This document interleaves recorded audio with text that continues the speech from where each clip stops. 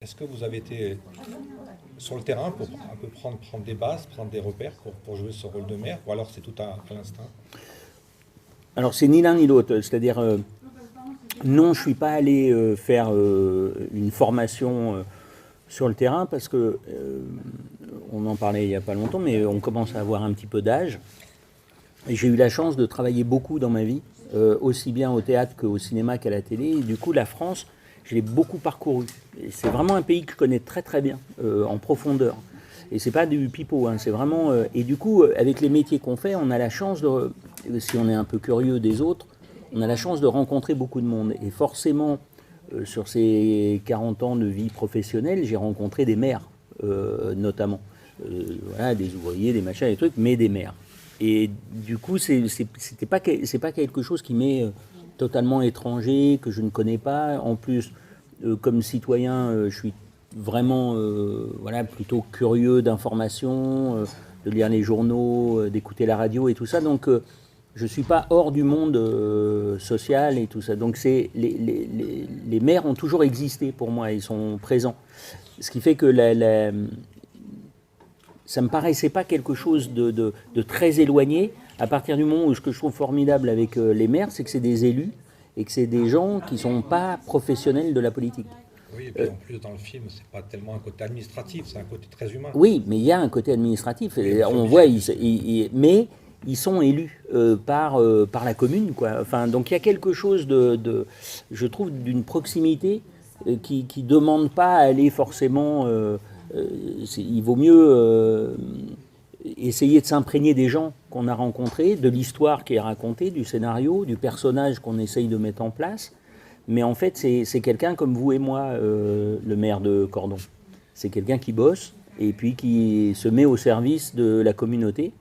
Et on voit à quel point, voilà, ce que j'ai découvert, par contre, et ça c'est réel, c'est à quel point c'est un sacerdoce, surtout dans les mairies rurales. C'est-à-dire que, comme c'est des petits villages et tout ça, évidemment, d'un point de vue pécunier et tout ça, ce que touchent ces gens-là, c'est très très peu. Ça va de 800 euros à 1200 euros en gros, et tu fais de bénévolat 70 ou 100 heures par semaine. Donc c'est vraiment c'est un engagement très fort. Et ça, je l'ai découvert par contre. Je pensais pas à quel point c'est partout tout le temps. C'est-à-dire que C'est donc 24 heures sur 24, on ouais, dit là, dans le ouais, film. c'est une C'est l'élu qui est fonction. le plus réclamé finalement. Et ce qui est magique, c'est que pourquoi on a tous un rapport avec nos maires, c'est parce que c'est cette politique qui nous parle à tous, puisqu'elle est de proximité et qu'elle est immédiate. C'est-à-dire que le rapport avec un maire, il est forcément il est du concret.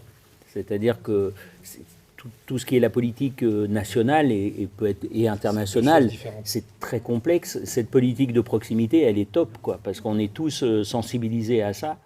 Et il y a quelque chose là-dedans, en plus, qui dépasse les étiquettes. Et ça, c'est vachement intéressant de se dire que la politique n'est pas qu'un phénomène d'étiquette. La politique, c'est vivre ensemble. Comment on fait pour vivre ensemble?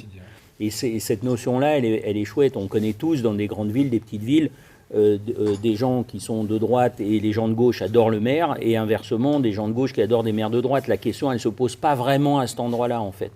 Elle se pose vraiment sur le quotidien, l'engagement, les solutions et tout ça. Et je trouve que ouais, ça nous réveille, nous, citoyens, un truc chouette, où on mesure ce que c'est. Comment vous êtes arrivé sur le projet?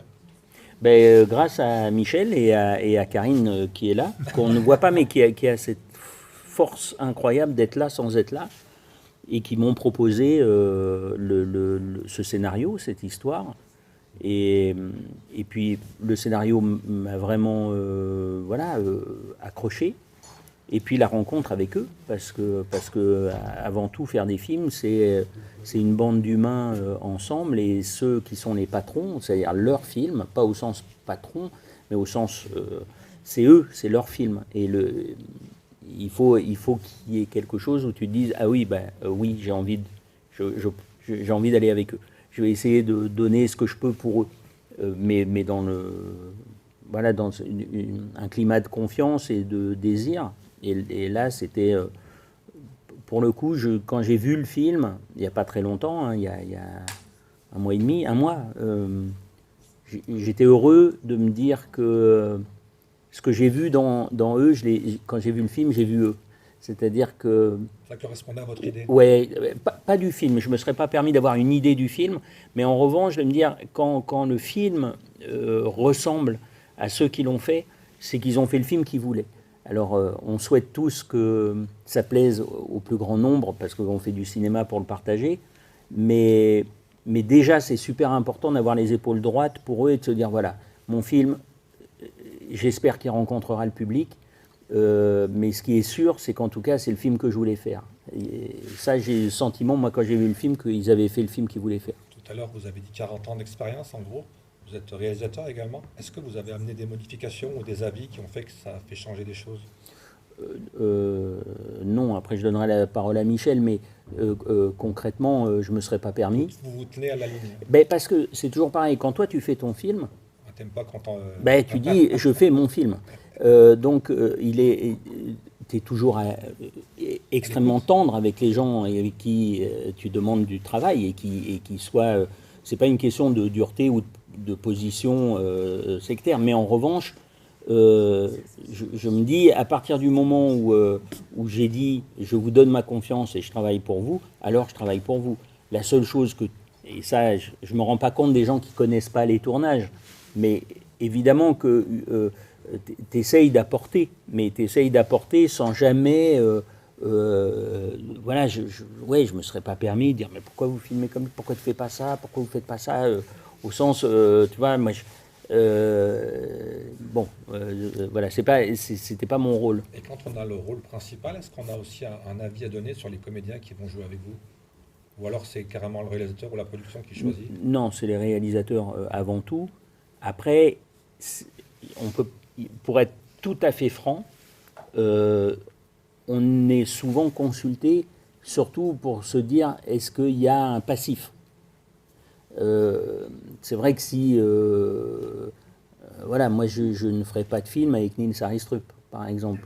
Et je me dis, cet homme-là, ça m'est arrivé il y a des années où on m'a proposé un film et j'ai dit non, faites-le avec lui, mais ne me mettez pas en face parce que le tournage il va pas se passer, quoi. Donc, à partir de ce moment-là, souvent on te dit, à moindre échelle, mais si tu arrives en premier sur le film pour des raisons de montage financier, gentiment, souvent les réalisateurs, les réalisatrices, tout ça, disent est-ce qu'on pense à une telle ou à un tel pour jouer le binôme ou pour jouer le truc, qu'est-ce que t'en penses, tu vois, mais c'est pas...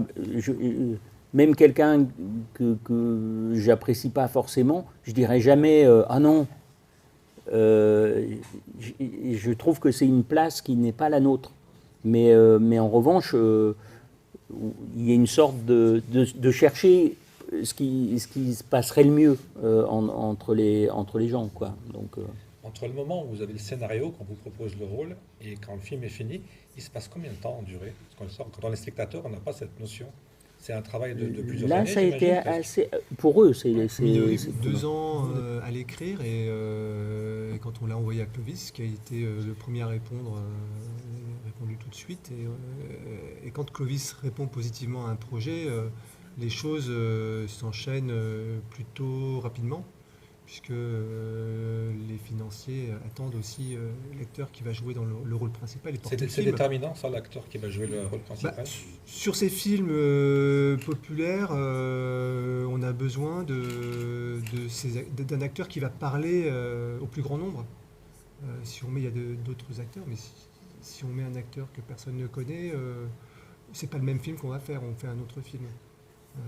Même si je trouve que, par exemple, si vous avez vu Les Chatouilles, Clovis, il fait plutôt un petit film à ce moment-là, avec un rôle incroyable. Et d'ailleurs, c'est en regardant ce film que nous, on s'est dit, mais oui, mais Clovis, il est incroyable, ce qu'il arrive à porter, la sensibilité qu'il a. Et à partir de là, on n'avait pas terminé le scénario, et on ne se disait pas, on va l'envoyer à Clovis, parce que à ce moment-là, on n'ose pas imaginer quel acteur fera le film, parce qu'on n'est jamais sûr, il peut y avoir un refus. Mais à ce moment-là, on s'est quand même dit, alors Clovis, ça serait pas mal, quoi. Voilà. Mais on n'ose pas on y a juste pensé et après on a continué à écrire notre personnage comme ça sans. Et j'ai vu que le film est inspiré de faits réels, hein. Oui. Est-ce que c'est compliqué j'allais dire, il y a deux formes de films, hein. On part d'une feuille blanche ou alors Oui. on part d'une histoire. Est-ce que c'est compliqué de partir d'une histoire réelle, Alors ou l'histoire, plus compliqué, oui, ou un travail totalement c'est différent? juste l'initiative qui est qu'on a. En gros, on s'est inspiré de cette initiative. Après, au-delà de ça, le maire n'est pas le même maire. Arnaud Diaz, c'est pas du tout le personnage de Clovis. Et on n'a pas tourné dans les Pyrénées, mais on a tourné dans les Alpes, Haute-Savoie? en Haute-Savoie, et c'est pas du tout la même chose. Et on parle aussi d'un homme qui est seul dans sa vie et qui va essayer qui essaie de s'en sortir, qui essaie de porter son village à bout de bras, de trouver des solutions. Et il va rencontrer ce personnage féminin, ce qui va lui permettre ça va le bousculer dans ses certitudes. Oui, Quoi. et puis au fur et à mesure du film, on comprend qui est le maire aussi. Exactement. Son côté humain, on le découvre tout doucement. Et à la fin, on comprend pourquoi il est comme ça, quoi. Exactement, il change parce qu'en fait, on a tous des contradictions et c'est ce qui lui arrive. Il a des croyances et ces croyances vont être malmenées par ce personnage qui arrive avec ses enfants. Vous avez parlé d'un film d'un public populaire. C'est quoi le public visé? Nous, c'est moi quand j'étais enfant, c'est mes parents. Déjà, je parlais à ma C'est famille. une large fourchette, finalement. Ouais. le Oui, public. bien sûr, c'est aussi C'est peut-être ce qu'on appelle populaire. parler à la finalement, une France. large fourchette. Exactement, mais souvent c'est un mot. C'est pas péjoratif. Ouais. Moi, j'adore ce mot, donc je vais pas dire Ben, que c'est souvent péjoratif. il est Du employé, peuple. parce qu'il est souvent employé de manière aussi où on a l'impression que c'est démagogique. Et en fait, pas du tout. Quand tu viens de là, tu te dis ce qui est populaire, en fait, ça veut dire que ça n'est pas sectaire et ça veut dire que surtout, c'est pas des niches. C'est que c'est des films comme des livres. Je veux dire, je sais pas, mais les livres de Balzac ne sont pas des livres de niche. C'est moins difficile à lire, hein. Non, mais ce que je veux dire, c'est-à-dire que c'est aventureux, quoi. Molière, Molière, Oui, mais Molière, tu lis moins le théâtre, ça se lit Oui, un c'est peu vrai. moins, mais Jules Verne. Jules Verne, tu te dis, si ça, c'est pas populaire, si Alexandre Dumas n'est pas populaire, et c'est-à-dire qu'en fait, ça s'adresse à des niveaux différents, à nous tous. On peut partager avec nos gamins ces films-là, parce que tu t'ennuies pas. C'est pas des films ennuyeux, c'est pas des films où il faut vraiment être préparé pour pouvoir comprendre exactement ce qui va se passer, les enjeux et tout ça. C'est pas des films sexistes d'un côté ou de l'autre, c'est pas des films avec des âges où tu fais ah bah non, reste à moins de 60 balais, n'y va pas, tu vas pas comprendre, ou si tu as 20 piges, ça n'a pas d'intérêt. C'est-à-dire que c'est ça que j'appelle le populaire en fait, c'est que c'est regardable et appréciable par il me semble, toute la population, donc populaire. On peut dire universel aussi.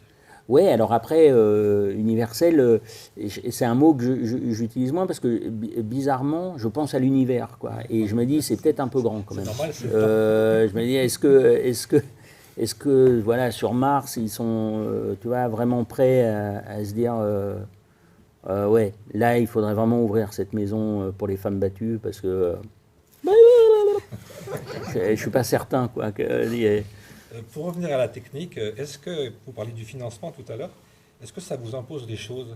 Une durée de film, des acteurs spécifiques? Est-ce que les chaînes ou ceux qui ont financé le film, ils vous donnent des durées aussi? J'ai vu un réalisateur, on lui avait dit qu'il faut faire 1h30. On nous a dit qu'il fallait faire 1h30. Ensuite, ce qui a été bien avec notre producteur et avec la distribution, c'est que le film fait 1h43. Voilà. Et on a essayé de faire ce film d'1h30, mais il y avait des choses qu'on ne pouvait pas assez développer. Et donc, le film a fait le temps qu'il devait faire pour nous. Voilà, il fait 1h43 et on n'a pas raccourci plus Ça que veut ça. dire que vous n'avez pas fait des choix de jeter des bandes, quoi. Non. On a jeté des choses, bien sûr, parce que ça On n'allait jette pas toujours, avec. ouais. On jette toujours, on a jeté beaucoup de choses, mais par rapport à la trajectoire du personnage, on avait développé certains personnages, mais dans l'écriture, c'est ça, on développe des personnages en se disant, ah, pour essayer de nourrir le personnage, mais quand on enlève sur le tournage tout ce qu'on a tourné, mais qui n'est pas essentiel au personnage principal, ça manque pas, mais on a construit les personnages autour avec des scènes qu'on a écrites mais qu'on n'a pas tournées. Donc elles ont quand même été utiles. Puis il y a une vérité qui arrive quand tu es à ton montage. Il y a un moment où le film, il est là. Et alors, tu le resserres parce que des fois, tu es un peu contemplatif de ton propre film. Parce qu'il y a une sorte d'amour de truc et tu as du mal à enlever. Mais une fois que tu es vraiment à l'os, le film, il dit sa vérité. C'est-à-dire, il y a un moment, tu fais, je suis désolé, mais regardez, il fait une 43, il devait faire une 33, bon, on s'en fout. En vrai, même un court-métrage de 3 minutes peut être très long de temps en temps quand il n'est pas bien. Et quand un film, il est bien, vraiment, quand il a son rythme et son truc, tu fais, je ne sais pas s'il fait 1h20 ou s'il fait 1h40, en tout cas, je ne me suis pas fait chier et je me suis régalé. Et donc, la vérité de la durée, elle est vraiment liée à... Il y a quelque chose qui s'impose après ces mois de montage où il y a un moment, c'est flagrant. Et tu dis, si là, on coupe, on est mort. Et si tu rajoutes une séquence, on est mort. Ça ne marche plus.